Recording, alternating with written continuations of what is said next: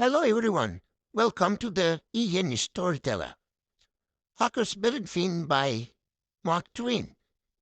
Scene: the Mississippi Valley. Time: 40 to 50 years ago. You don't know about me without you have read a book by the name of the Adventures of Tom Sawyer. But that has no matter. That book was made by Mr. Mark Twain, and he told the truth mainly. There was things which they stretched, but mainly he told the truth. That's nothing. I never seen anybody but lied one time or another. Without it was Aunt Polly, or the widow, or maybe married. Aunt Polly Tom's Aunt Polly. She's unmarried, and the widow doubtless is foretold about in that book, which is mostly a true book, with some stretches, as I said before. Now, the way that the book wins up is this. Tom and me found the money that the robbers hid in the cave, and it made us rich. We got $6,000 apiece, all gold. It was an awful sight of money when it was peeled up. Well, Judge Thatcher, he took it and put it out at interest, and it fetched us $1 a day piece all the year round, more than body could tell what to do it. The widow Douglas, she took me for her son, and allowed she would civilize me, but it was rough living in the house all the time. Considering how dismal, and decent the widow was in all her ways. And so when I couldn't stand it no longer, I lit out. I got into my old rags and my sugar hogshead again, and was free and satisfied. But Tom Sawyer, he hunted me up and said he was going to start a band of robbers, and I might join if I would go back to the widow and he respectable. So I went back. The widow, she cried over me and called me a poor lost lamb, and she called me a lot of other names too, but she never meant no harm by it. She put me in them new clothes again, and I couldn't do nothing but sweet and sweet, and feel all crammed up. Well then, the whole thing commenced again. The widow rung a bell for supper, and you had to come to time. When you got to their table, you couldn't go right to eating, but you had to wait for the widow to tuck down her head and rumble a little over the victuals, though there wa'n't really anything the matter with them. That is, nothing, only everything was cooked by itself in a barrel of odds and ends. It is different. Things get mixed up, and they do's kind of saps around, and the things go better. After supper she got out her book and learned me about Moses and the bulrushes, and I was in a sweat to find out all about him. But by and by she let it out that Moses had been dead a considerable long time. So then I didn't care no more about him, because I don't take no stop in that people. Pretty soon I wanted to smoke, and asked the widow to let me, but she wouldn't. She said it was a mean practice and wasn't clean, and I must try to not do it any more. That is just the way with some people. They get down on a thing when they don't know nothing about it. Here, she was a bothering about Moses. Meat was no kin to her, and no use to anybody. Being gone, you see. Yet finding a power of fault with me for doing a thing that had some good in it, and she took a snuff too. Of course that was all right, because she done it herself. Her sister, Miss Watson, at the Robinson Allmate, with our son, had just come to live with her and took a set at me now with the spelling book.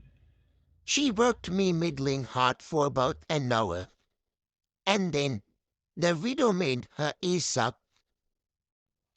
I couldn't stood it much longer. Then for an hour it was steady there, and I was forgetting. Miss Watson would say, "Don't put your feet up there, Huckleberry, and don't scrunch up like that. Huckleberry, set up straight." And pretty soon she would say, "Don't gap and stretch like that. Huckleberry, why don't you try to behave?" Then she told me all about the bad place, and I said I wished I was there. She got mad then, but I didn't mean no harm. All I wanted was to go somewheres. All I wanted was a change. I warn't particular. She said it was me to say what I said. Said she wouldn't say it for the whole world. She was going to live so as to go to the good place. Well, I couldn't see no advantage in going where she was going. So I made up my mind I wouldn't try for it. But I never said it so, because it would only make trouble and wouldn't do no good. Now she had got a start, and she went on and told me all about a good place. She said all a body would have to do there was to go around all day long with the harp and sing forever and ever. So I didn't think much of it, but I never said so. I asked her if she reckoned Tom Sawyer would go there, and she said not by a considerable sight. I was glad about that, because I wanted him and me to be together. Miss Watson she kept pecking at me, and it got tiresome and lonesome. By and by they fetched the niggers in and had prayers, and then everybody was off to bed. I went up to my room with a piece of candle and put it on the table. Then I sat down in a chair by the window and tried to think of something cheerful. But it wa'n't no use. I felt some lonesome. I must missed. I must dead. The stars were shining, and the leaves rustled in the woods ever so mournful, and I heard an owl away off, hooing about somebody that was dead, and a whippoorwill and a dog crying about somebody that was going to die, and the wind was trying to whisper something to me, and I couldn't make out what it was. And so it made the coal shivers run over me. Then away out in the woods I heard that kind of a sound that the ghost makes when it wants to tell about something that's on its mind and can't make itself understood, and so can't rest easy in its grave, and has to go about that way every night grieving. I got so downhearted and scared I did wish I had some company. Pretty soon a spider went crawling up my shoulder, and I flipped it off, and it lit in the candle. And before I could budge, it was all shriveled up. I didn't need anybody to tell me that that was an awful bad sign and would fetch me some bad luck. So I was scared and most shook the throats of me. I got up and turned around in my tracks 3 times and cost my breast the whole time. And then I tied up a little lock of my hair with a thread to keep wits away. But I hadn't no confidence. You do that when you have lost a horseshoe that you have found, instead of nailing it up over the door. But I hadn't ever heard anybody say it was anywhere to keep off that luck when you had killed a spider. I sat down again, a shaking all over, and got out my pipe for a smoke, for the house was all as still as death now, and so the widow wouldn't know. Well, after a long time I heard the clock away off in the town go boom, boom, boom, 12 licks, and all is still again, stiller than ever. Pretty soon I heard a twig snap down in the dark amongst the trees. Something was stirring. I sat still and listened. Directly I could just barely hear a mew, mew down there. That was good, says mew, mew, as soft as I could.